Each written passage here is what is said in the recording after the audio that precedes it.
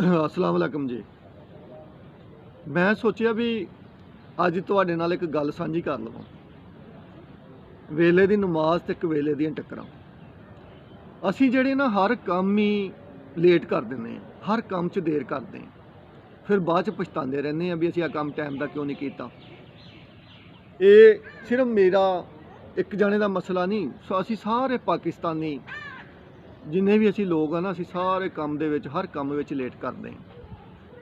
वो कहते हैं ना कि वेले दी नमाज ते वेले दियां टक्करां, फिर असीं बाद च टक्करां मारते हैं भी असीं आह काम टाइम दा कर लेंदे ते चंगी गल सी। ते अज ना मैं तुहाडे सामने एक चीज़ लैके आया, तुहानूं दिखानी चाहना। गौर ना वेखियो, आ वेखो आ की चीज़ आ है हुक्का।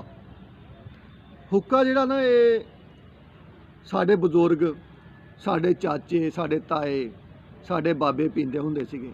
ਜਦੋਂ ਉਹਨਾਂ ਨੇ ਵਿਹਲੇ ਹੋ ਜਾਣਾ ਨਾ ਦੁਪਹਿਰ ਨੂੰ, ਤੇ ਹੁੱਕਾ ਲੈ ਕੇ ਕਿੱਕਰ ਥੱਲੇ, ਟਾਲੀ ਥੱਲੇ, ਬੇਰੀਆਂ ਥੱਲੇ ਬੈਠ ਜਾਣਾ, ਬੋੜ ਥੱਲੇ, ਪੀਪਲ ਥੱਲੇ ਬੈਠ ਜਾਣਾ।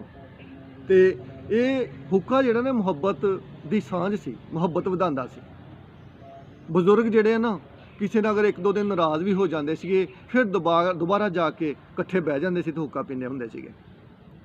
ਹੁੱਕਾ ਜਿਹੜਾ ਨਾ ਮੁਹੱਬਤ ਦੀ ਅਲਾਮਤ ਸੀਗਾ, ਮੁਹੱਬਤ ਵਧਾਉਂਦਾ ਸੀ।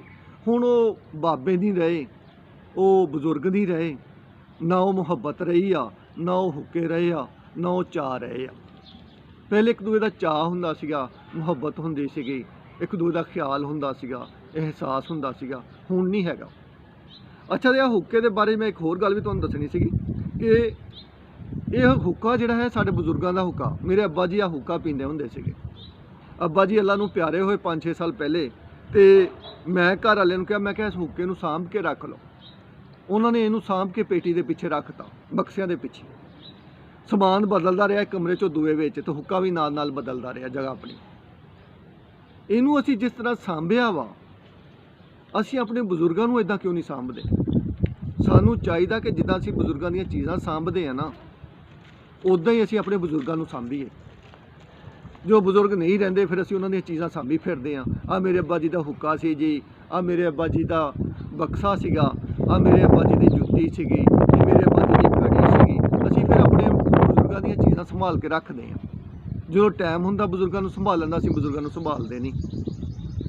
ਸਾਨੂੰ ਖਿਆਲ ਕਰਨਾ ਚਾਹੀਦਾ ਟਾਈਮ ਸਿਰ ਕਿ ਅਸੀਂ ਪਹਿਲੇ ਆਪਣੇ ਬਜ਼ੁਰਗਾਂ ਨੂੰ ਸੰਭਾਲੀਏ। ਇਹ ਜਿਹੜੀਆਂ ਚੀਜ਼ਾਂ ਵਾ, ਇਹਨਾਂ 'ਚ ਕਿਹੜੀ ਜਾਨ ਆ? ਜਿਹੜੀ ਚੀਜ਼ 'ਚ ਜਾਨ ਹੁੰਦੀ ਆ ਉਹਨੂੰ ਅਸੀਂ ਸੰਭਾਲਦੇ ਨਹੀਂ, ਬੇਜਾਨ ਚੀਜ਼ਾਂ ਨੂੰ ਅਸੀਂ ਸੰਭਾਲੀ ਰੱਖਦੇ। ਸਾਨੂੰ ਚਾਹੀਦਾ ਕਿ ਅਸੀਂ ਆਪਣੇ ਵਾਲਦੈਨ ਦੀ ਕਦਰ ਕਰੀਏ, ਆਪਣੀ ਅੰਮੀ ਦੀ, ਆਪਣੇ ਅੱਬਾ ਜੀ ਦੀ ਕਦਰ ਕਰੀਏ। ਜਦੋਂ ਆਪਾਂ 20-22 ਸਾਲ ਦੇ ਹੁੰਦੇ ਆ, ਤਾਂ ਸਾਡੇ ਜਿਹੜੇ ਬਜ਼ੁਰਗ ਹੁੰਦੇ ਆ ਨਾ, ਉਹ 55 ਨੂੰ ਕ੍ਰਾਸ ਕਰ ਜਾਂਦੇ ਆ, 60 ਦੇ ਨੇੜੇ ਹੁੰਦੇ ਆ, ਕੋਈ 60 ਤੋਂ ਵੀ ਕ੍ਰਾਸ ਕੀਤਾ ਹੁੰਦਾ ਬਜ਼ੁਰਗਾਂ ਨੇ। ਅਤੇ ਉਦੋਂ ਉਹਨਾਂ ਨੂੰ ਸਾਡੀ ਜ਼ਰੂਰਤ ਹੁੰਦੀ ਹੈ। ਸਾਡਾ ਹੱਕ ਬਣਦਾ ਕਿ ਅਸੀਂ ਉਹਨਾਂ ਕੋਲ ਬੈਠੀਏ, ਸ਼ਾਮ ਨੂੰ ਉਹਨਾਂ ਨੂੰ ਪੁੱਛੀਏ ਵੀ ਅੱਬਾ ਜੀ ਤੁਹਾਡਾ ਕੀ ਹਾਲ ਆ, ਤੁਹਾਨੂੰ ਕੋਈ ਚੀਜ਼ ਤਾਂ ਨਹੀਂ ਚਾਹੀਦੀ। ਉਹਨਾਂ ਨੂੰ ਝੱਟ ਟਾਈਮ ਦਈਏ। ਸਾਡੇ ਕੋਲ ਟਾਈਮ ਹੀ ਨਹੀਂ ਹੁੰਦਾ। ਅਸੀਂ ਸਵੇਰੇ ਕੰਮ 'ਤੇ ਚਲੇ ਜਾਂਦੇ ਹਾਂ, ਸ਼ਾਮ ਨੂੰ ਮੋੜ ਆਉਂਦੇ ਹਾਂ, ਆਉਂਦੇ ਹਾਂ ਪੁੱਛਦੇ ਅੱਬਾ ਜੀ ਕੁਛ ਚਾਹੀਦਾ ਤਾਂ ਨਹੀਂ। ਬਜ਼ੁਰਗ ਜਿਹੜੇ ਆ, ਉਹਨਾਂ ਨੂੰ ਕੁਛ ਚਾਹੀਦਾ ਵੀ ਹੋਵੇ ਨਾ, ਉਹਨਾਂ ਨੇ ਕਦੀ ਨਹੀਂ ਅੱਜ ਤੱਕ ਕਿਸੇ ਨੂੰ ਕਿਹਾ ਵੀ ਮੈਨੂੰ ਕੁਛ ਚਾਹੀਦਾ। ਅੰਮੀ ਜੀ ਤੁਹਾਨੂੰ ਕੁਛ ਚਾਹੀਦਾ, ਉਹਨਾਂ ਨੇ ਵੀ ਕਦੀ ਨਹੀਂ ਕਿਹਾ ਵੀ ਮੈਨੂੰ ਕੁਛ ਚਾਹੀਦਾ। ਕਹਿੰਦੇ ਪੁੱਤ ਨਹੀਂ, ਸਭ ਕੁਛ ਹੈਗਾ, ਠੀਕ ਆ। ਉਹਨਾਂ ਦੁਆਵਾਂ ਹੀ ਦੇਣੀਆਂ ਹੁੰਦੀਆਂ।